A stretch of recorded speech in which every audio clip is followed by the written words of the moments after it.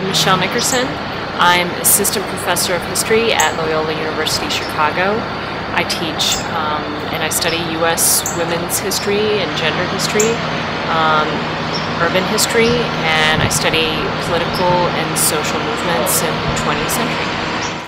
The book is called Mothers of Conservatism, and I'm interested in conservatism broadly writ in the United States, development of a national movement. Within the conservative consciousness itself that emerges in the 1950s, community, local community, becomes so important to how conservatives identify who they are. Community self-determination, anti-statism, get the government off the back of our community. And so it's absolutely critical to study how they see community, where they see the beginning and end of community, and where women fit into that equation.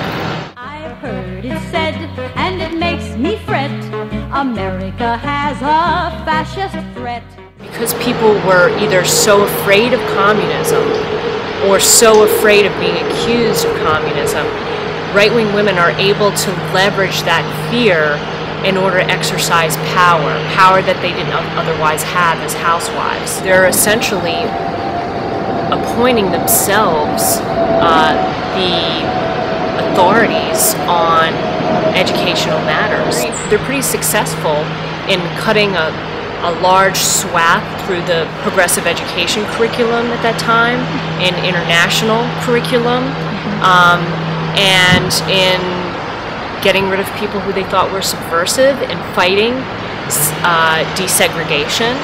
And so this is what they managed to do, and how they managed to set the terms for what they decide what community is.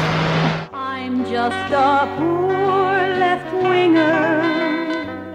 Janet Green was she became an anti-communist folk singer in the 1960s. She worked for the Christian Anti-Communism Crusade, which was an organization in Long Beach, California, that basically organized these stadium-sized and arena-sized anti-communism, what they called schools. They were big rallies. They would last a week, and they would travel around the country to big cities, from Tampa to Chicago to Philadelphia, all across the Sun Belt and Midwest, everywhere.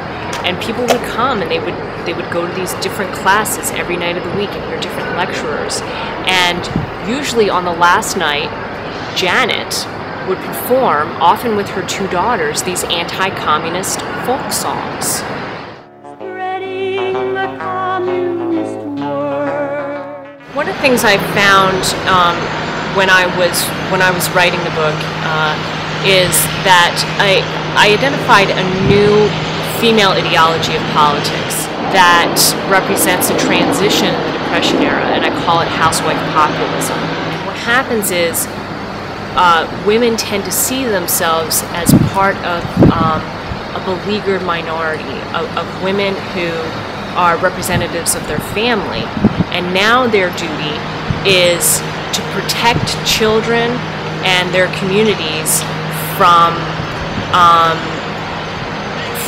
a dangerous hegemon. It's an ideology that goes well beyond this one group of women from the Depression era, and that it persists to this day, and it's an ideology that governs political behavior and activism of women across classes, across the political spectrum.